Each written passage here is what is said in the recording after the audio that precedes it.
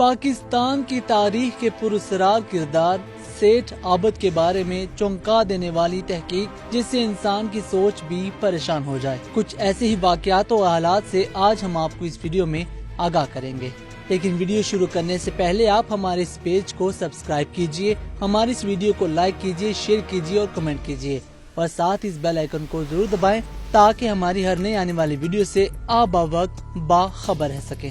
کراچی کا صرافہ بازار کسی زمانے میں کامل گلی میں ہوا کرتا تھا۔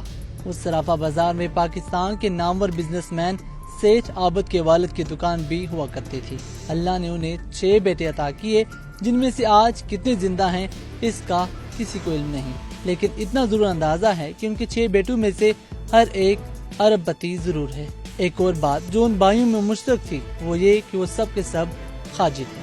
ان بھائیوں میں شیخ عابد حسین کے پاس سب سے زیادہ دولت تھی۔ شیخ عابد حسین اپنے سارے بھائیوں میں سب سے زیادہ ہوشیار تھے اور وہ بات کی تہ تک فوراً پہنچنے والے تھے۔ ان کا دماغ ایک کمپیوٹر کی طرح کام کرتا تھا اور ان کی تصویر آج تک کسی نے نہیں دیکھی۔ پبلک ریلیشننگ کا انہیں سرے سے کوئی شوق نہیں تھا۔ اللہ نے انہیں ایک بیٹی یعنی نصرت شاہین اور 3 بیٹوں سے نوازا ہے۔ ان کے دونوں چھوٹے بیٹے گونگے بہرے ہیں اور امریکہ میں کسی بورڈنگ ہاؤس میں رہتے ہیں۔ ان کے سب سے بڑے شادی شدہ بیٹے ایاز محمود کو لاہور میں کچھ عرصہ قبل قتل کر دیا گیا تھا، جس کے خلاف سیٹھ عابد نے حیرتناک طور پر کوئی قانونی اقدام نہیں کیا۔ ان کا یہ مرحوم بیٹا حافظ قرآن تھا اور حال کی دنیا حال کراچی میں نماز تراویح پڑھایا کرتا تھا۔ بہت کم لوگ اس حقیقت سے آگاہ ہیں کہ جب امریکی حکومت نے پاکستان پر ایٹمی ری پروسیسنگ پلانٹ درآمد کرنے پر سخت پابندی عائد کر رکھی تو یہ سیٹھ عابد ہی تھے جنہوں نے فرانس سے ایٹمی ری پروسیسنگ پلانٹ بحری راستے سے پاکستان پہنچایا۔ اس زمانے کے وزیر اعظم ذوالفقار علی بھٹو تھے۔ انہوں نے 5 کروڑ روپے پیپلز پارٹی کے لیے بطور فنڈ سیٹھ عابد سے طلب کر لیے۔ انہوں نے دینے سے صاف انکار کیا تو بھٹو صاحب کی ہدایت پر سیٹھ عابد کی گرفتاری کے لیے ہر جگہ چھاپے مارے جانے لگے، لیکن وہ موجود ہوتے ہوئے بھی ہاتھ نہ لگ سکے۔ اسی زمانے میں ایک بار کچھ فوجی ٹرک ان کے گھر کے سامنے کھڑے دیکھے گئے۔ معلوم ہوا کہ وہ سیٹھ عابد کی اکلوتی بیٹی نصرت شاہین کی گرفتاری کے لیے آئے ہیں۔ فوجی سیٹھ عابد کی صاحبزادی کو ٹرک میں بٹھا کر لے گئے۔ جب سیٹھ عابد کے علم میں یہ بات آئی تو انہوں نے لندن میں زیر تعلیم بے نظیر بھٹو کو اغوا کر لیا۔ اب سیٹھ عابد کی بیٹی بھٹو کی قید میں اور بھٹو کی دختر سیٹھ عابد کی تقویل میں۔ بہرکیف دونوں میں سمجھوتا ہو گیا اور نصرت شاہین اور بے نظیر بھٹو رہا کر دی گئی۔ یہ بات پاکستان کی عوام سے ڈکی چھپی نہیں ہے کہ جنرل ضیاء الحق کی دختر زین ضیاء بھی ایک ریٹارڈڈ بچی تھی۔ اسے بھارتی اداکار شتروگھن سنہا سے بہت محبت تھی، لہٰذا جنرل ضیاء الحق نے اپنے گھر کے دروازے ان کے لیے کھول رکھے تھے اور وہ جنرل ضیاء کے ہاں ہی قیام کرتے تھے۔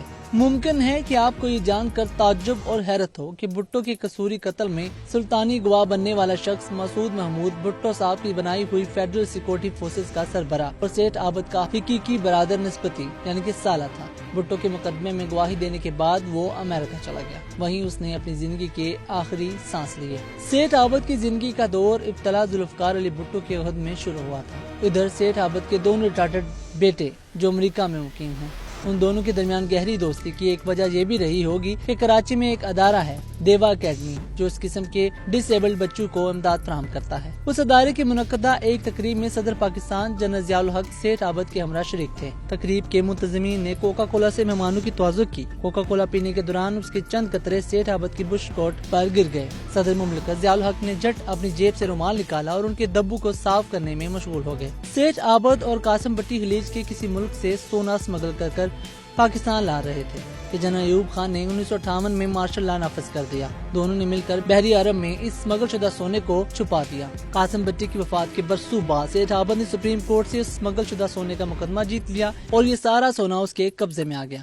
سیٹھ عابد نے اسمگلنگ کے حق میں کئی فتویٰ لا کر رکھے تھے۔ ان کا کہنا تھا کہ اسمگلنگ قانونی طور پر ایک جائز عمل ہے، یہ کوئی جرم نہیں ہے۔ واضح رہے کہ سیٹھ عابد کے کیریئر میں بھی آج لاکھ پتی اور ساتھی بھی کروڑ پتی بن چکے ہیں۔ شیخ عابد نے لاہور میں ذہنی معذوروں کے لیے حمزہ فاؤنڈیشن اور قصور میں ایک ہسپتال بھی بنوا رکھا ہے جہاں مریضوں کا مفت علاج کیا جاتا ہے اور وہ اردو اور پنجابی کے علاوہ میمنی بولی پر مکمل عبور رکھتے ہیں۔ کسی زمانے میں آئی چندر رگر روڈ پر واقع عمارت یونی ٹاورز میں ان کا دفتر واقع ہوتا تھا۔